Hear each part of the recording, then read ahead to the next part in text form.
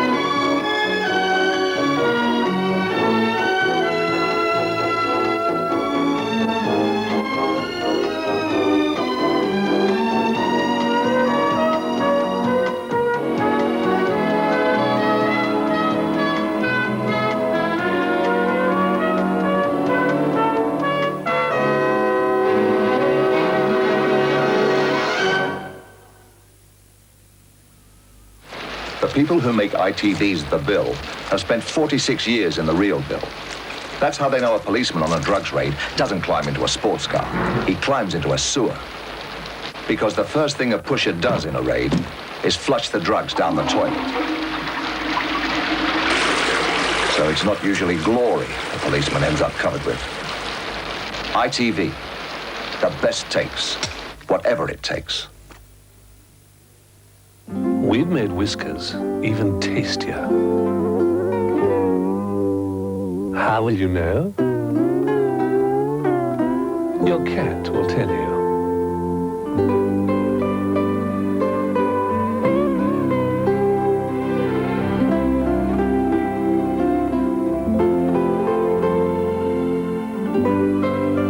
Whiskers. Now it's even tastier, and that's better for both of you. Use an ordinary conditioner with your dandruff shampoo, and some of your dandruff protection can be rinsed right down the drain. New Head & Shoulders conditioner works with your shampoo to give you more dandruff protection where you need it, not where you don't, while leaving your hair easy to comb, easy to manage.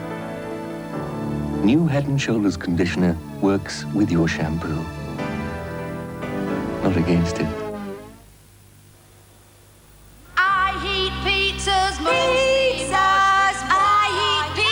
If you're not really using your microwave, look at Microwave Know-How from Marshall Cavendish.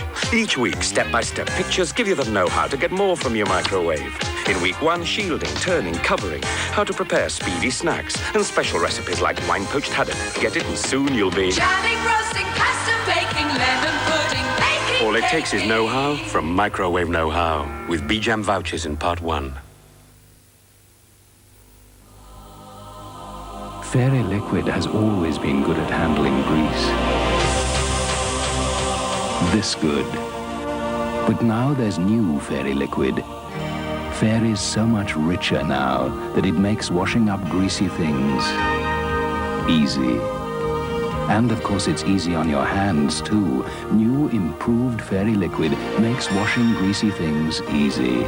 Because now it's miles better at grease to go miles further.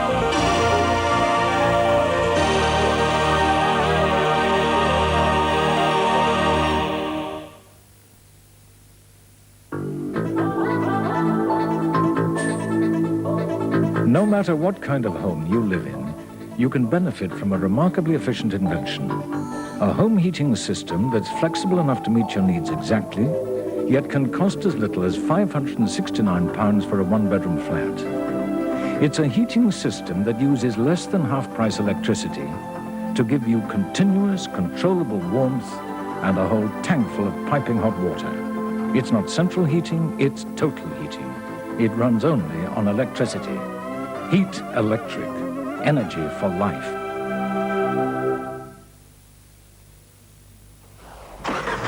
It's a responsible job developing and testing new cars.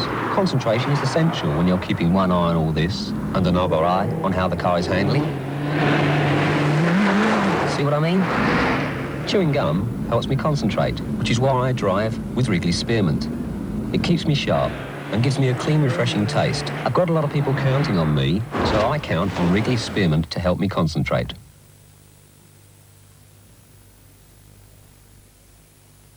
Trust Landmark, trust Landmark, trust Landmark to get it right. Friendly service, range and price, trust Landmark to get it right. Ringo Starr returns to ITV as narrator of the runaway children's success, Thomas the Tank Engine. The new TV Times discovers how the ex-Beatle is coping with his newfound fame. There's also an interview with actor John Hurt, a man with many tales to tell. He stars in the new series The Storyteller on Channel 4. Plus around-the-world cookery with Julian Pettifer and a great fashion author. So make sure you're tuned in to the new TV Times. There's so much more than TV Times in this week's TV Times.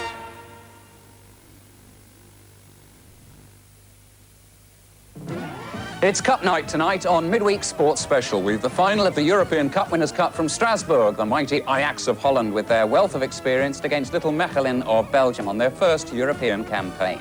Also tonight we delve behind the scenes at Wimbledon before the biggest match in the club's history, the FA Cup final on Saturday. And with us in the studio, a man who knows all about cup finals and the European scene, England striker Gary Lineker. Join us for Midweek Sports Special tonight after news at 10.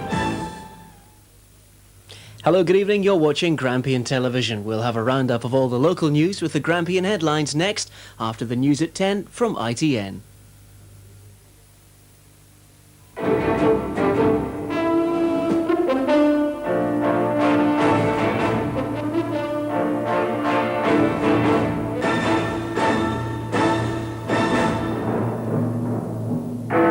Kim Philby, the Soviet spy, is dead in Moscow. P&O's chairman, Labour says he bought government support. The Chancellor's interview was blamed for the world market crash. Mr. Steele is expected to step down as the Democrats' leader. And the prison camp that's close to Butlin's for the prisoners. Good evening. Kim Philby, the Soviet spy in the British Secret Service, has died in the Soviet Union. Philby's guilt was denied by successive British governments. In 1963, he left, or was allowed to leave, Beirut, where he was supposedly working as a journalist, for Moscow. Only then was it accepted that he had been the third man who had tipped off the two Soviet spies in the Foreign Office, Burgess and Maclean, who fled in 1951. Philby was 76. Kim Philby, Britain's third man and master spy, worked for 20 years at the heart of British intelligence, reporting directly to the KGB. Tall and suave, Philby had watched the rise of Hitler in the 30s and, influenced by that, came to believe that communism was the future hope of the world. When his friends Burgess and Maclean defected in 1951, it was suspected that there was a third man who'd warned them to flee. In 1955, that third man was named as Philby. The vehemence of his denial then successfully delayed his own defection another 8 years. Were you, in fact, the third man? No, I was not. I'm debarred by the Official Secrets Act from saying anything that might disclose to unauthorized persons information derived from my position as a former government official. He began a new life for himself in Moscow, working for the KGB. He has recently claimed that the British government allowed him to defect to spare them the embarrassment of another spy trial scandal. Of the three spies, it was Philby who was the most powerful and whose treachery was most damaging for the British. Born in India of colonial stock, he has admitted that adapting to life in the Soviet Union was difficult, and at first he had regrets. But last year he was interviewed on Latvian television, an acknowledgement of his rise to commander in the KGB and of the esteem in which he was held by the Soviets. He lived modestly in a Moscow flat, from where in 1968 he published his own memoirs, explaining his motives for spying. He wrote, "Before one betrays, one has got to belong. I never belonged." He told a British journalist only last month that he was enjoying his life to the full. He was happily married and spoke Russian fluently. He said he felt more Russian than British and had no desire to return to a country that he no longer knew. And he said he wanted to be buried in his home country, the Soviet Union. When the Sunday Times reporter Philip Knightley interviewed Philby in Moscow earlier this year, he became the first Western journalist to do so since his defection. He spent several days talking to him about his KGB career and his warning to Burgess and Maclean. Tonight, Philip Knightley said Kim Philby was the last of Stalin's Englishmen. He talked to Libby Wiener, who asked how badly Philby had damaged Britain's security. I don't think he did a great deal of damage to Britain. I mean, he himself said, I feel that what I've done actually helped my country, and there is some argument you can make for that. I mean, don't forget a lot of his so-called treachery took place during the war when the Soviet Union was on our side. Later on, he did betray a lot of people and send them to their deaths, but they were people, as he points out, perfectly prepared to shed blood themselves in pursuit of a political ideal. And a lot of the operations that he betrayed that were mounted against the Soviet Union were ill-conceived in the first place. Was he, though, in some sense, Britain's greatest spy? Oh, yes, without a doubt. I mean, he must go down in history as the most remarkable penetration agent in the whole history of espionage. He was well on the way to becoming head of British intelligence, and the idea that the head of British intelligence might at the same time be a serving KGB officer just boggles the mind. What do you think there was about his character that made him such a successful spy?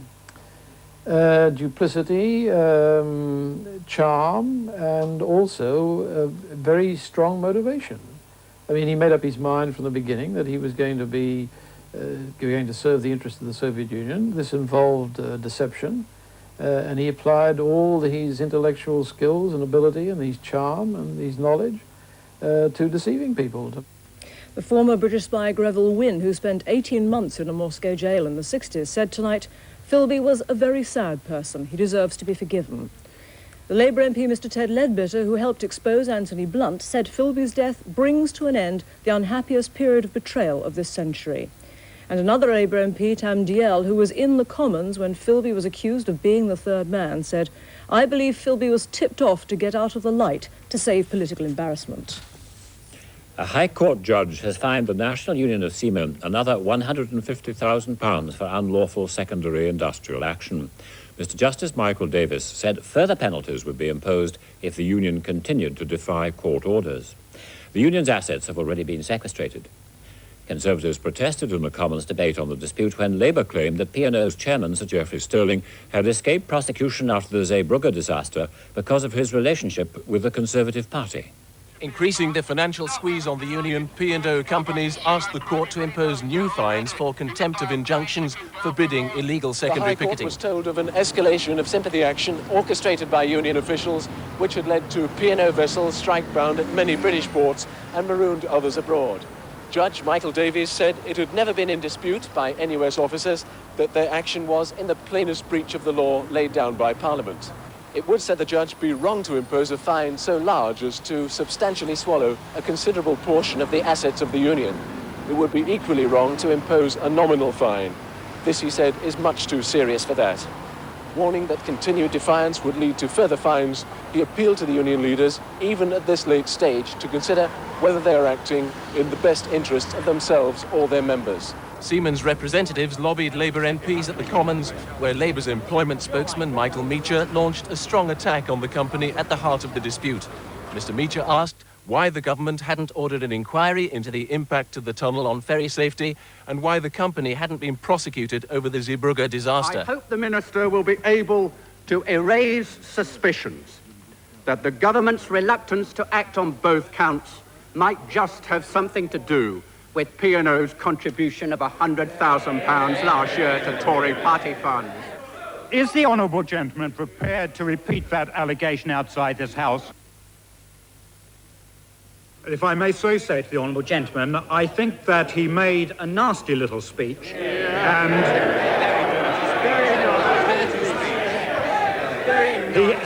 he added unsubstantiated he added unsubstantiated allegation to unsubstantiated allegation. By 112-vote majority, MPs backed the Cabinet decision to leave P&O and the Union to fight it out. Michael Green, News at 10, Central London. Lorry drivers at Dover have voted tonight to continue their blockade of the port, despite offers by the ferry companies to carry their goods across the channel. Both Sealink and P&O said some of their ferries could be turned over to freight for 2 days to help clear the backlog. And Sealink told more than 2,000 members of the National Union of Seamen that if they don't return to work by Friday, they'll be replaced. At a mass meeting late this afternoon, lorry drivers voted to continue their blockade of Dover, rejecting a joint offer from P&O and Sealink. The companies said they'd give priority to freight for 48 hours, carrying more than 1,000 lorries a day across the channel and clearing the backlog in both Dover and Calais in 2 days. But no fresh talks with the NUS were on offer. P&O say there's nothing left to talk about. The majority of our people have already accepted our offer. There's no point in having further negotiations on something that has already been accepted. In Calais, lorry drivers blockading the French port have also been studying Sealink's offer to get them across the channel. But although they voted earlier to follow Dover's lead, they've yet to vote on continuing or ending their blockade. This evening, another mass meeting of those drivers whose lorries are trapped on the M20 motorway waiting to enter Dover.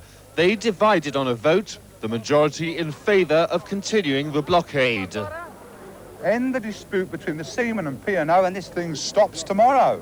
All we want to do is to get 3 people sitting down and talking and getting these ships moving.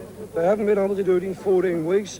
Let's see if we can do it in a week. This was a decisive vote in favour of continuing the Dover blockade.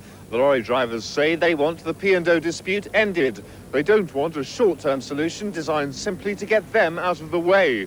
But they will be reconsidering their position at further mass meetings tomorrow. Glenn O'Glaser, News at 10, Dover. The world's main stock markets fell sharply today and blamed the Chancellor, Mr. Nigel Lawson, for it. Mr. Lawson had been understood to have told the Wall Street Journal that he expected a concerted rise in interest rates. That's the sort of idea that tends to stop people buying and businesses expanding. In fact, he didn't quite say that, and the Wall Street Journal recanted slightly. Then, to prove rumour right, the big American banks promptly put up their lending rate to 9%, up 0.5%. Here, the FTSE index closed at 1756.8, down 35.8. On Wall Street, the Dow Jones has just closed at 1966, down 38. And the Tokyo index closed at 27,161, down 251.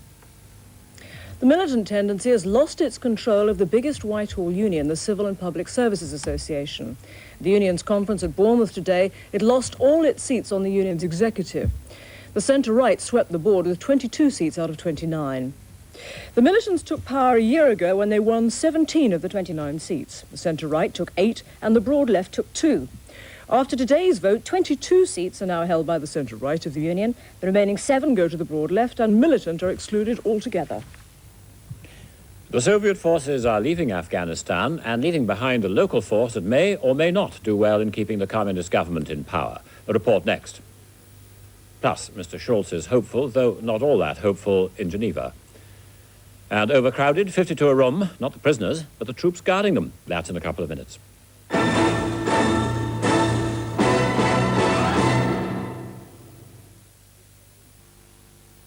Right, I want 20 juice and lengths of plastic guttering. 4 juice and sheets of chipboard. And 30 juice and lengths of skirting. I must have hung a juice and mountain of doors this week. And I'll need juice and 10 litres of emulsion. Juice and wallboard, mustn't forget them. Have you got all that stuff for Mrs. Hardy's new juice and kitchen? Of course, the juice and have. Juice and casement windows, I'll need some of them. Oh, need a juice and new front door for a start. I'll bet I'm going to need juice and pan tiles, haven't you? Juice and well have. Well, how about 48 lengths of juice and joist cut to juice and size? And we want them juice and quick. We've got branches throughout Scotland. Come in and see us. Well, if you're in the building game, they've got the juice and lots. And I mean juice and everything.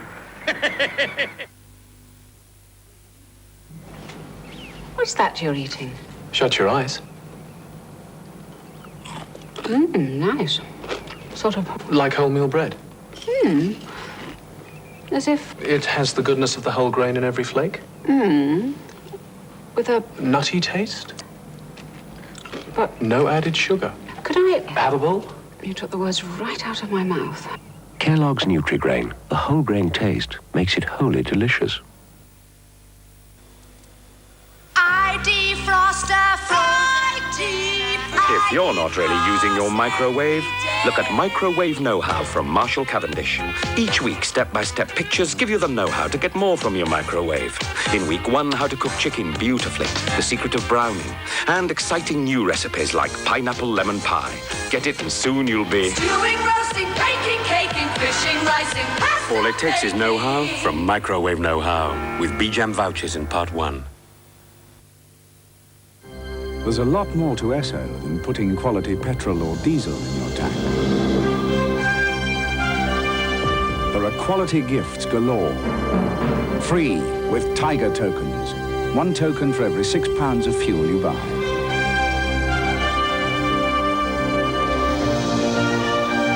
New to the range, this sports bag, Sunday dish. Bush alarm clock radio. Sports towel. Morphy Richards toaster. And Black & Decker strimmer. Pick up a new catalogue and keep collecting at the Esso collection sign.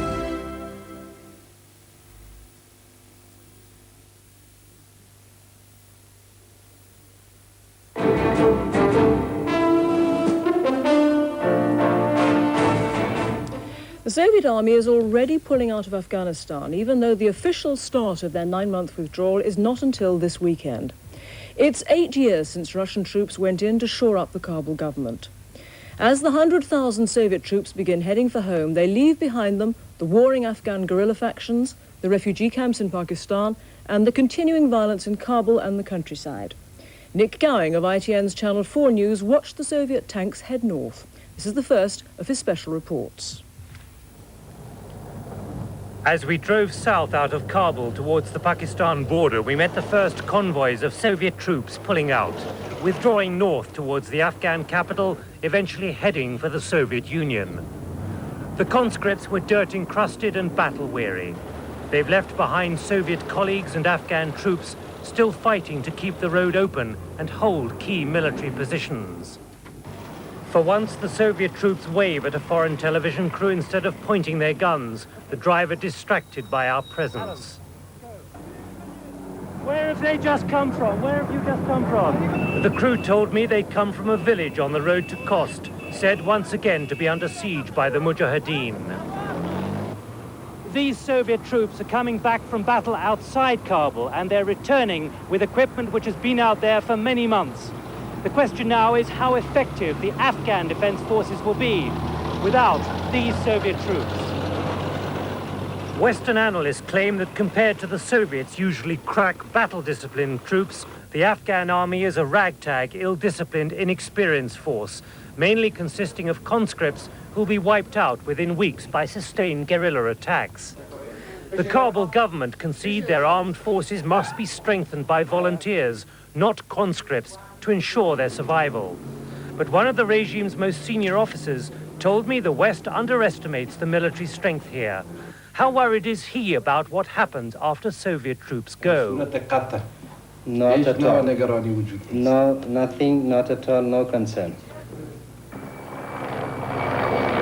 In the air with the latest Soviet-built helicopter gunships, and on the ground with the Soviet-trained Sarandoy police, as well as the village militias and the hardware and bases left behind by the Soviets, the Kabul regime believe they can defend at least main strongholds and key rural areas of Afghanistan. In all Afghan history, that the government didn't have fully control the rural areas, which we do not claim that we can control those areas right now or in the futures. Despite heavy shelling of guerrilla strongholds and a security ring round every city, the increasingly regular bomb and rocket attacks in Kabul, as well as the loss of outposts near the Afghan border, cast doubt on how much the government can hold. So does the fact that Soviet troops still patrol key areas of Kabul by night. As the Soviets leave, best-selling songs of Afghan veterans talk of tears and never forgetting. The Red Army neither won nor lost this 8-year war, and Soviet military advisors will remain to ensure the Afghan regime isn't defeated either. Nick Gowing, News at 10 in Kabul.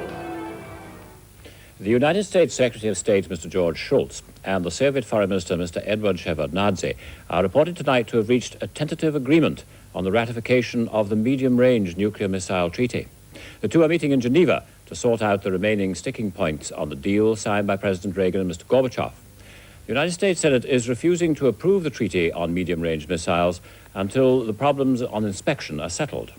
American officials meeting tonight with their Soviet counterparts on the first floor of the Soviet mission here say that there has now been progress towards resolving the problems over the INF treaty. The omens, though, for today's meeting had been less good, with Mrs. Reagan's astrologer warning today of the consequences of a major conjunction of Jupiter and Saturn. There was some concern at the late arrival of Mr. Schultz's plane, but it was French air traffic control that had kept the men in dark glasses waiting an extra 2 hours for the American Secretary of State. He should have been coming here to try to clinch the next step in arms control, massive cuts in strategic nuclear weapons. Instead, the American Senate has forced him to go back a step and go over the fine print of the INF Treaty on short-range nuclear weapons. Upon his arrival, it seemed that Soviet Foreign Minister Edward Shevardnadze might prove the astrologer's victim, as he narrowly avoided bumping into the doorpost of the American mission. In fact, Mr. Schultz had forgotten to be on the step to greet him, so quickly put the matter right. This is, in fact, their 26th such meeting together. They converse easily with simultaneous translations in their ears. At each session, both the Kremlin and the White House appear to have developed mutual trust in the two men's ability to sort things out. Tonight, it seems that both sides are working on the basis that the United States Senate can be persuaded to pass the INF Treaty. Consequently, Messrs. Schultz and Shevardnadze are still meeting into the night to work on other aspects of the main agenda for the Moscow summit. John Snow, News at 10, outside the Soviet mission in Geneva. Here, the Home Office has allowed cameras into a disused army base on Salisbury Plain, which is being used as an emergency prison to help ease the overcrowding in Britain's jails. The first prisoners were settling in today at Rollston Camp, but it's already clear that the 200 troops guarding them are living in more cramped conditions than the inmates themselves. It looks like a scene from a war film. Corrugated iron huts, barbed wire with menacing RAF dogs patrolling, and watchful troops on guard. But it's sunbathing that's the order of the day in this deliberately relaxed regime. Each 12-bed hut has colour television, on till 11 at night, and later if there's football or boxing. Daytime activities include lessons in handicrafts. Here there's soft toy making. And there's the more usual carpentry and computing. A private catering firm prepares the meals, using paid staff. There's none of the usual spud bashing for the inmates here. Lunch is 3 courses with 3 choices. For supper tonight, there's meatloaf. Mark is doing 3 years and 3 months for burglary. It ain't quite Butlin, is it? Ain't far off it, but it ain't quite Butlin. Sunshine, you get a bit of fresh air and that. And them being behind the door all the time. The prison is manned by 227 troops. Some in direct contact with the prisoners work a 12-hour day. The men on watch work 2 hours on, 4 hours off, 24 hours a day. 2 hours is the most they can stay fully alert. Those off duty sleep exhausted. For the soldiers, it's bunk beds, sleeping bags, 52 men to a barrack room. But they say this is what they expect in field conditions. They say they're enjoying the challenge. Sarah Cullen, News at 10, Rollston. Mr. David Steele is expected to stand down as joint leader of the Social and Liberal Democrats tomorrow. It's thought he'll remain an MP, but won't be a contender for the leadership in next month's election. Since last year's election, David Steele has not been the man he used to be. Right up to polling day, he kept up the facade of a good working relationship with David Owen. Privately, it was clear to him at an early stage that the voters weren't going to accept a Tweedledum and Tweedledee ticket. So within 2 days of the result and the clear fall in the alliance vote the dual leadership issue brought about, David Steele began the dissolution of the old alliance, which a merger of the Liberals and the SDP would replace. But Dr. Owen's counter-campaign, which split the SDP, the endless and wearying negotiations with the pro-merger Social Democrats, and the fiasco over the policy document, agreed with Robert McLennan but rejected by his own party, left Mr. Steele early this year apparently determined not to try and lead the new party. He would use his Easter holiday, he said, to reach his final decision. And colleagues say he came back from that holiday keen to stand after all. But since then, severe second thoughts and, by his own admission, a set of less than brilliant local election results have brought him back to his earlier decision not to run. Though in public today, he'd only stick to his wait-and-see line and a joke about stonewalling. In fact, I'm almost bound to resort to Mrs. Thatcher's formula that I have nothing useful to add to previous replies.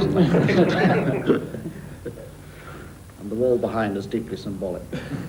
Tonight, the former Liberal leader, Lord Grimond, while expressing surprise at the news of Mr. Steele's decision, said he thought it was the right one. The party is drifting. It seems to lack policy, and there is this doubt about whether David really wanted to go on as he put off his decision.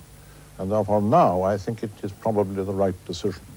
The most likely contest now, ex-Liberal Deputy Leader Alan Beath, popular with SLD MPs, versus Paddy Ashdown, the favourite of the rank-and-file members.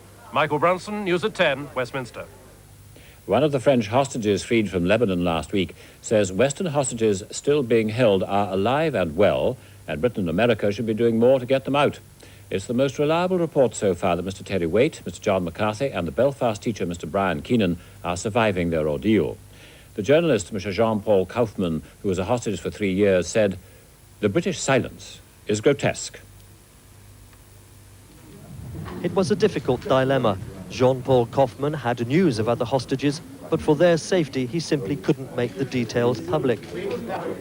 In the front row, Jill Morell, the smiling kiss from Madame Kaufmann, an indication that in John McCarthy's case, the news could only be good. Kaufmann criticised the way Britain was handling the hostage issue. He said neither Mrs. Thatcher nor the British people had reacted strongly enough. He said, "I think the silence of the British is sterile and even grotesque."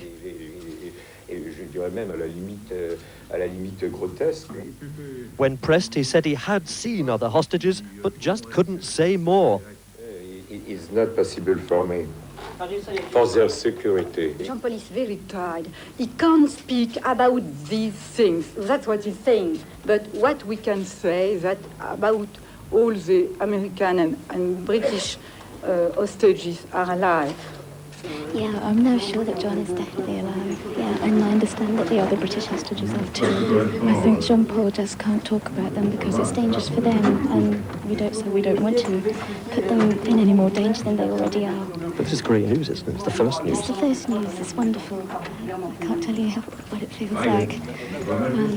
But he just can't say any more than that, I think, which is understandable. Kaufmann later met privately with Miss Morell and the sister of the man who's been held longest in Lebanon, American reporter Terry Anderson. Vernon Mann, News at 10, Paris.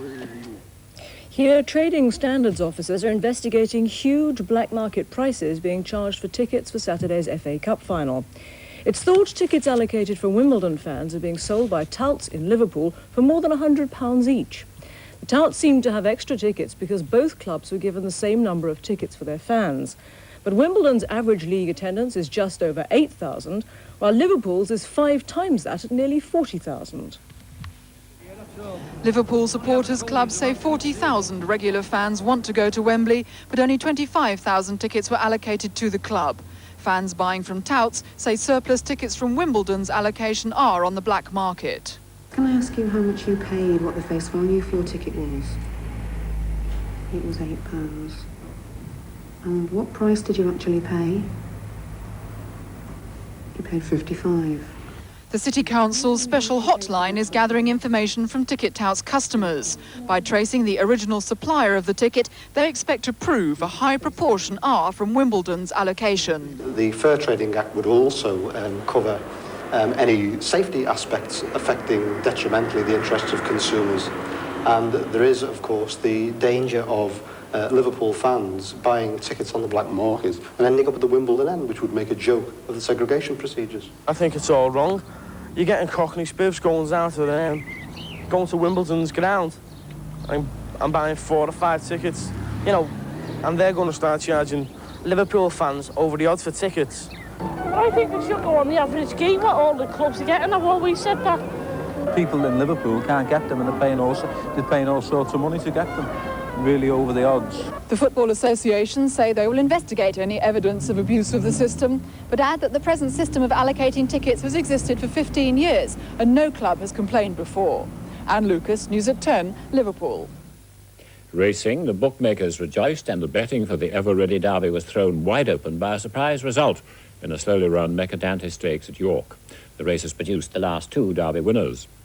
In the closing stages, the much-fancied Empson and San Crico were nowhere. Glacial Storm nearly lived up to his reputation, but in the chocolate and gold colours with a sheepskin noseband, Red Glow and Pat Edery did it.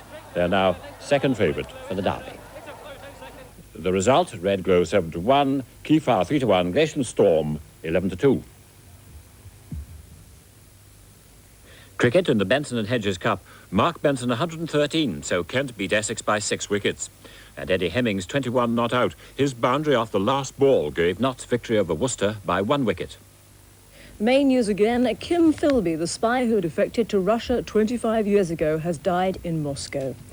The Seamen's Union has been fined another £150,000 for unlawful secondary action in its dispute with P&O Ferries. And stock markets all around the world fell sharply today after a misunderstanding over remarks made by the Chancellor, Mr. Lawson, to the Wall Street Journal.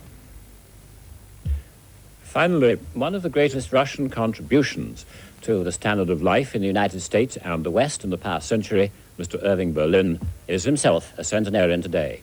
And all day there's been no business like Irving Berlin business. Come on and hear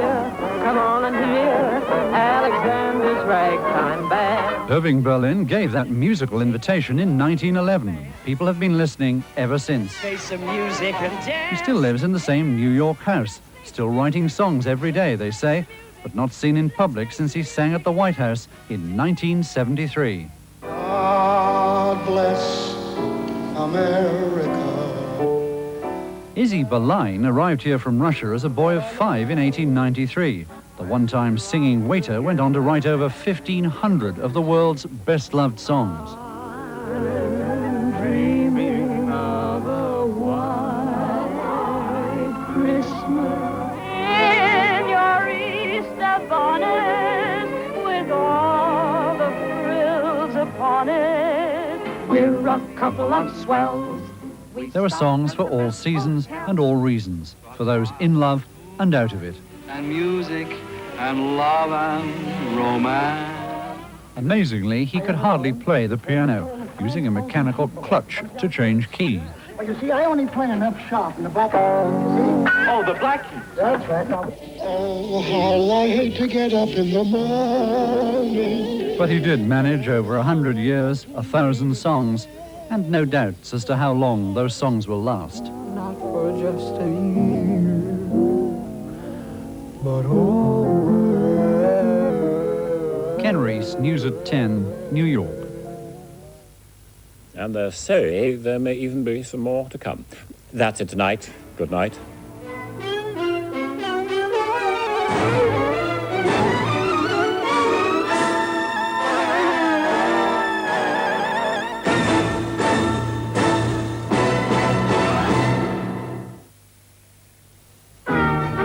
With growing speculation that David Steele won't stand in the Social and Liberal Democrats' leadership race, This Week profiles the man now tipped to head Britain's new centre party, Paddy Ashdown.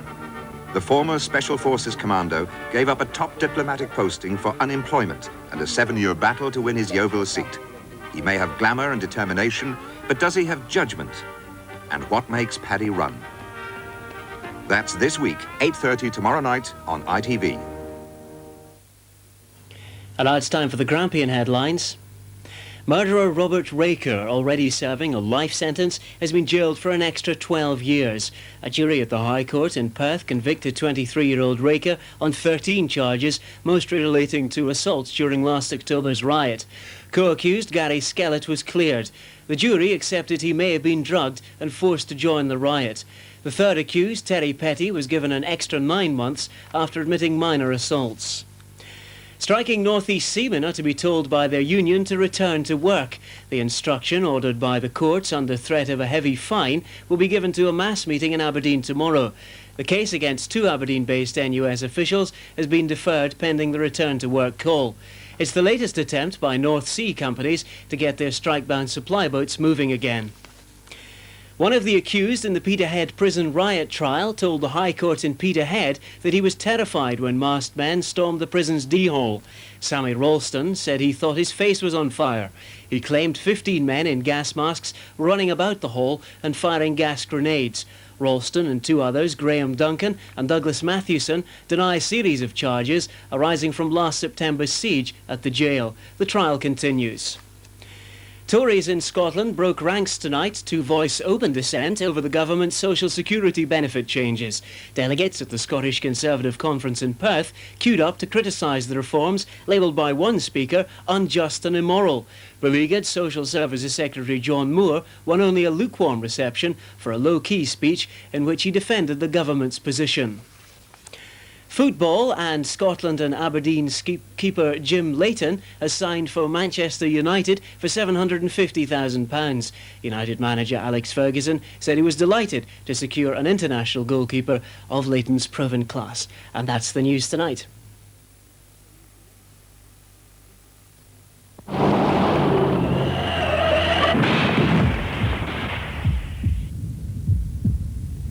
Accidents involving serious personal injury and even death happen every day. Quantum is a new claims service based on over 25 years' experience in the negotiation and settlement of every type of damages claim. We are dedicated to recovering full value for your loss. Quantum really cares. To arrange for free assessment of your compensation claim, free phone Quantum Claims.